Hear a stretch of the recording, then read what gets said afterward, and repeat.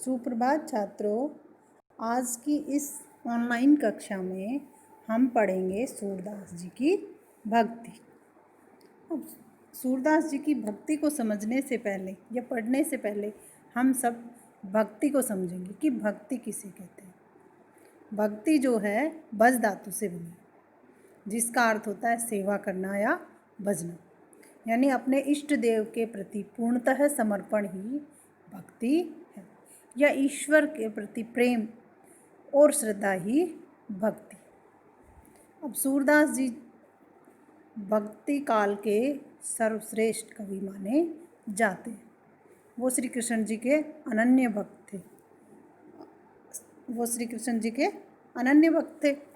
और सूरदास जी की भक्ति को पढ़ने से पहले हम थोड़ा सूरदास जी के बारे में जानकारी प्राप्त करेंगे कि सूरदास जी का जन्म रौनकता नामक ग्राम में सन 1478 ईस्वी में हुआ। और वैसे अलग अलग विद्वानों के इस बारे में अलग अलग मत है। कुछ विद्वान इनका जन्म सीही नामक ग्राम में मानते, क्योंकि इसके बारे में कोई भी प्रामाणिक जानकारियाँ नहीं है कि उनका जन्म किसी जगह पर हुआ। अलग अलग विद्वानों के अलग अलग मत हैं और वो अपने अपने सब तर्क देते हैं। और सूरदास जी जन्म से अंधे थे या बाद में अंधे हुए, ये भी विवाद का विषय। कुछ विद्वान मानते हैं कि वो बाद में अंधे हुए और कुछ कहते हैं कि वो जन्म से ही अंधे थे। क्योंकि जो ये कहते हैं कि वो बाद में अंधे हुए, तो उनका तर्क ये है कि सूरदास जी ने बाल लीलाओं का इस तरह से चित्रण किया कि वो ऐसे उनको सुनकर या सुनकर ऐसा लगता है कि कोई अंधा व्यक्ति ये चित्रण कैसे कर सकता है। आचार्य रामचंद्र शुक्ल जी ने भी कहा है कि सूरदास जी श्री कृष्ण के बालपन का या बचपन का कोना कोना झांका है। उन्होंने उनके बचपन का इस तरह से चित्रण किया है कि ऐसा लगता है कि वो कोने कोने में या उनके हर पल और हर क्षण का चित्रण किया है। क्योंकि और इस तरह से एक उदाहरण भी है कि जिसको सुनकर हमें भी ऐसा लगेगा कि एक अंधा व्यक्ति किस तरह से ऐसे चित्रण कर सकता है। कि किस तरह से एक बार जब कृष्ण जी माखन खाते हुए पकड़े जाते हैं और जब उनसे पूछा जाता है तो वो क्या जवाब देते हैं, और उस जवाब को सुनकर ऐसा लगता है कि वाह, एक अंधा व्यक्ति किस तरह से चित्रण कर सकता है। कृष्ण जी को जब पकड़ा जाता है तो वो कहते हैं कि मैं जाण्यूं घर आपणो, मैं इस धोखे में आयो, और देखत ही गोरस में चिट्ठी काढ़न को कर डाल।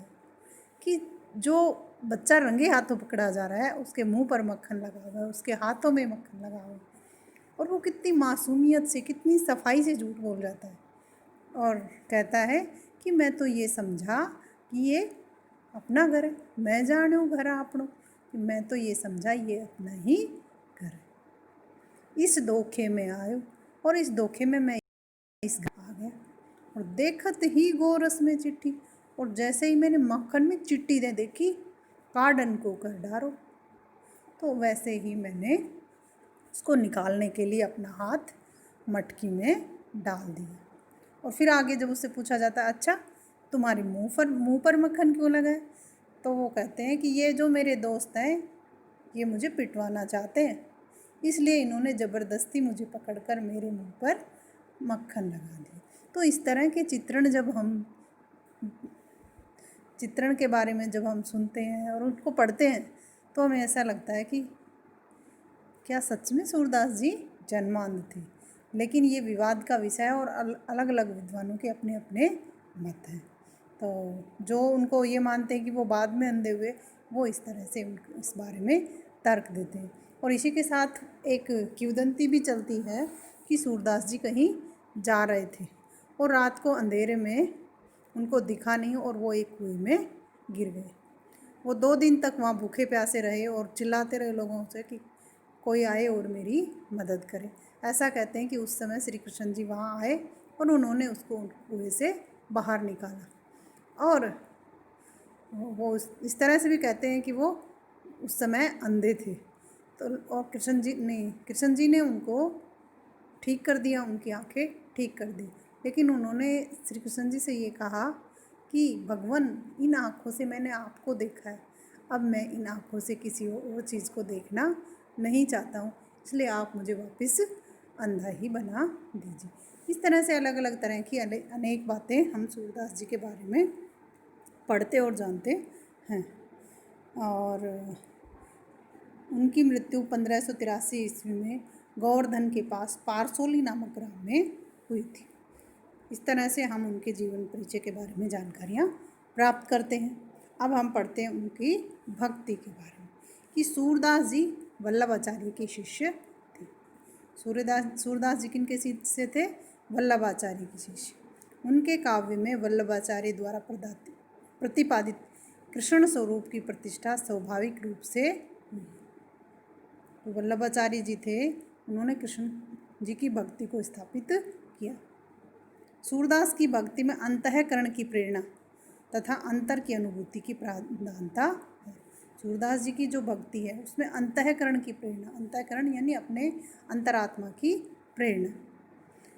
उनके काव्य में अव्यक्त भक्ति भावना के दो चरण देखे जा सकते हैं। यानी सूरदास जी की भक्ति दो तरह की भक्ति रही है। एक तो उनकी वो भक्ति जिसमें वो वल्लभाचार्य जी से नहीं मिले थे, यानी वल्लभाचार्य जी से मिलने से पहले जिस तरह की वो भक्ति करते थे और वल्लभाचार्य जी से मिलने के बाद वो जिस तरह की भक्ति करते थे। तो पहला चरण वल्लभाचार्य जी से मिलने से पूर्व का है, जिसमें सूरदास जी वल्लभ संप्रदाय में दीक्षित होने से पूर्व दैन्य भाव पर आधारित भक्ति की पदों की रचना कर रहे थे। किस प्रकार की रचना कर रहे थे? दैन्य भाव, यानी वो दास्य भाव की भक्ति करते थे। अब ये दास्य भाव की भक्ति क्या है? दास्य भाव की भक्ति में जो साधक होता है या भक्त होता है वो स्वयं को तो सेवक मानता है और अपने इष्ट को स्वामी मानता है। यानी आप नौकर और स्वामी का रिश्ता भी मान सकते हैं, या दास या स्वामी का रिश्ता भी कह सकते हैं। तो इस तरह से सूरदास जी पहले दास्य भाव की भक्ति करते थे। दूसरा चरण है वल्लभाचार्य जी से मिलने के बाद प्रारंभ होता है, या इस तरह से भी कह सकते हो कि दूसरा चरण वल्लभाचार्य से मिलने के बाद आरंभ होता है। जब सूरदास वल्लभ संप्रदाय में दीक्षित होकर पुष्टि मार्ग भक्ति पर आधारित भक्ति के पदों की रचना की ओर प्रवृत्त हुए, सूरदास जी की भक्ति भावना इस प्रकार के पदों का बाहुल्य देखा जाता है। यानी उनकी भक्ति में पुष्टि मार्ग की अधिकता है। अब ये पुष्टि मार्ग क्या है? पुष्टि मार्ग का अर्थ है कि जिस तरह से एक बंदर का बच्चा और अपनी माँ पर इतना विश्वास रखता है कि वो उससे चिपका रहता है और वो उसको एक पेड़ से दूसरे पेड़ पर कहीं भी ले जाए लेकिन वो उसको डर नहीं लगता है, तो अनन्य भाव की भक्ति। तो इसी तरह से कृष्ण पर सूरदास जी को इतना ही विश्वास था कि वो मुझे कभी भी गिरने नहीं देंगे। अब आती दास्य भाव की भक्ति। भक्ति मूलतः भाव उद्गार है। सूरदास ने अपनी भक्ति में ईश्वर के समक्ष अनेक प्रकार की विनय भावना व्यक्त की। सूरदास ने स्वयं को ईश्वर का तुच्छ सेवक मानते हुए उनके समक्ष दैन्य प्रकट किया, दीनता प्रकट की। इस प्रकार सूरदास की भक्ति दास्य भाव की भक्ति कहलाती है, जिसमें भक्त स्वयं को ईश्वर का दास मानकर उनकी सेवा और भक्ति करता है। इस संदर्भ में एक कहावत प्रचलित है कि सूरदास जी जब गऊ घाट पर रहते थे तो उन्हें वहाँ एक दिन वल्लभाचार्य के आने का पता चला। वो बनारस में रहते थे गऊ घाट पर और उनको पता चला कि यहाँ आज वल्लभाचार्य जी आए हैं, तो वो उनसे मिलने जाते हैं। सूरदास जी उचित समय पर वल्लभाचार्य से मिलने गए और उनके आदेश पर अपने रचित 2 पद उन्हें गाकर भी सुनाए। जब वो वल्लभाचार्य जी से मिलने गए तो वल्लभाचार्य जी ने उनसे कहा कि अच्छा, आप पदों की रचनाएं करते हैं भगवत भक्ति संबंधित, तो चलो आप कुछ सुनाओ। तो सूरदास जी ने उनको 2 पद सुनाए। हो हरि सब पतितन को नायक, कि मेरा जो ईश्वर है वो सब पतित यानी गिरे हुए, लाचार, विवश, उन सब का नायक है, उनका उद्धार करने वाला है। मेरा जो ईश्वर है वो पतितों का नायक है। एवं दूसरा उन्होंने सुनाया, प्रभु हो सब पतितन कोटि को, कि मेरे जो प्रभु हैं वो सब दलित लोगों का टीका है, तिलक के समान है, यानी उन सबको का उद्धार करने वाले है। तब वल्लभाचार्य जी ने सूरदास के इन दीनतापूर्ण पदों को सुना और उन्होंने सूरदास जी से क्या कहा कि जो सूर हो के ऐसे गाय काय को है, कछु भगवत लीला वर्णन करो। वल्लभाचार्य जी ने कहा कि जो सूर हवे के, ये ब्रज भाषा है कि जो सूर यानी सूर्य हवे के, कि तुम तो सूर्य के समान दैदीप्यमान हो, तुम्हारा नाम ही सूरदास है। तुम के ऐसो की ज्ञात काय को है कि तुम सूर्य के समान दैदीप्यमान हो, तो तुम ऐसे दीनतापूर्ण पद क्यों लिखते हो? कुछ भगवत लीला वर्णन करो, कुछ भगवान की लीलाओं का, उनके माया का चित्रण करो। इस तरह से रोते क्यों? इस पर सूरदास ने वल्लभाचार्य से कहा कि प्रभु, मुझे तो भगवान की लीलाओं का किंचित भी ज्ञान नहीं, मुझे तो पता ही नहीं है कि भगवान की लीलाएं क्या है।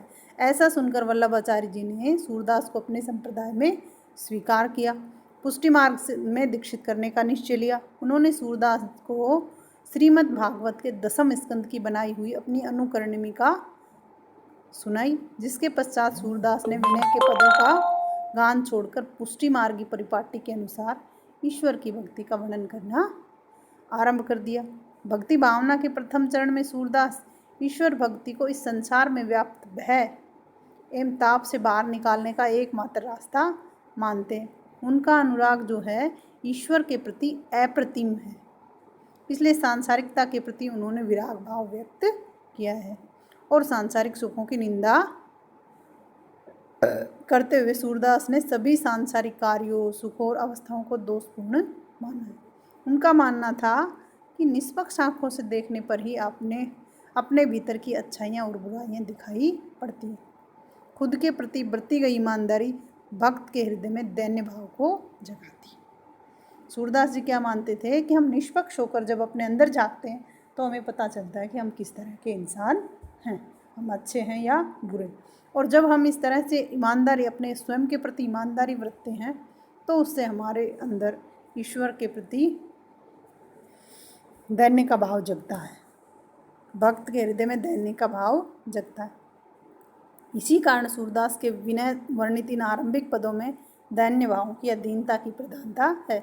ईश्वर के गुणों की अधिकता और उनके समक्ष अपनी लघुता का भाव उन्होंने सूर सागर के आरंभ में बार बार प्रकट किया। उनकी प्रमुख रचनाएं, सूरदास जी की प्रमुख 3 रचनाएं मानी जाती हैं, जिनमें है सूर सागर, साहित्य लहरी और सूर सारावली।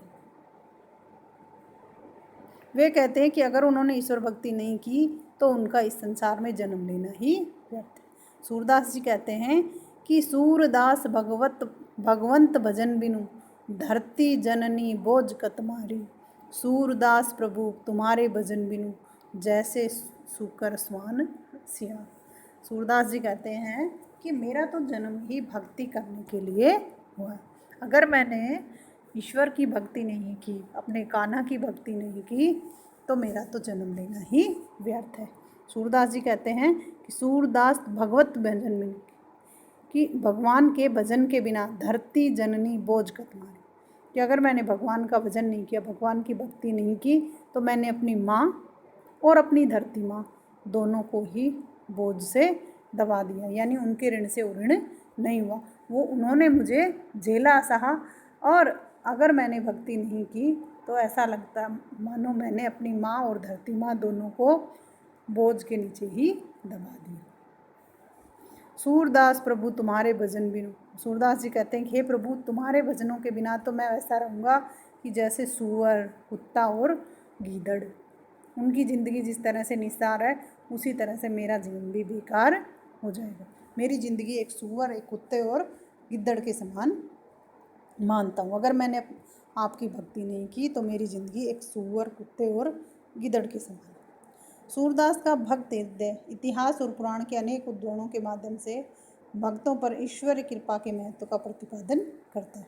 वो ईश्वर भक्ति को महत्व को प्रतिपादित करने के लिए पुराणों का उदाहरण देते हैं, जैसे अहल्या, गणिका, अजामिल, गज, द्रौपदी, प्रहलाद आदि उदाहरणों के माध्यम से सूरदास यह स्थापित करते हैं या यह समझाते हैं